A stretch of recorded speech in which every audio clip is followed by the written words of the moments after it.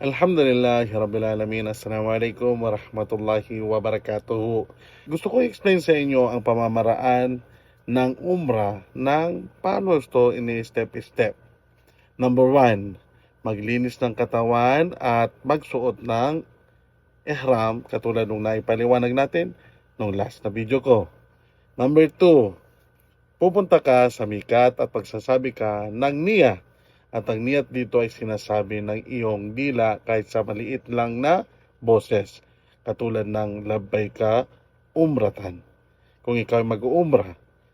Number 3, pupunta kayo sa Makkah, sa Masjidil Haram, at habang kayo ay pumupunta doon, nasa daan, ay magtatalbiya kayo at yun na ang sasabihin ninyo ang labbayk Allahumma labbayk, labbayk la sharika lak labbayk, innal hamda wan ni'mata lakawal mulk la sharika lak.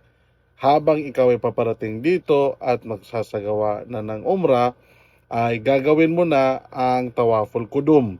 Take note, wala pong tahiyatul masjid sa Masjidil Haram sa Makkah sapagkat ang tahiyatul masjid dito ay ang tawaf mo. Pagkatapos mong maikot ng 7 beses ang Kaaba, ay magsasala kayo ng 2 rakaat at kung kakayanin mo ay gagawin mo ito sa likod ng makam Ibrahim. At kung hindi naman ay kahit saan, ang importante makapagsala ka ng 2 rakaat.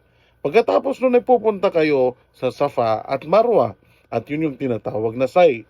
At kapag maikot mo na ito ng 7 beses na balikan, ay magpapagupit kayo ng buhok or magbabawas or magkakalbo sa dulo nito.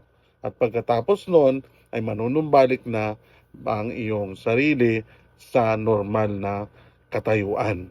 Doon na po magtatapos ang isang umrah at naway magampanan natin yan, inshallah subhanahu wa ta'ala. Assalamualaikum warahmatullahi wabarakatuh.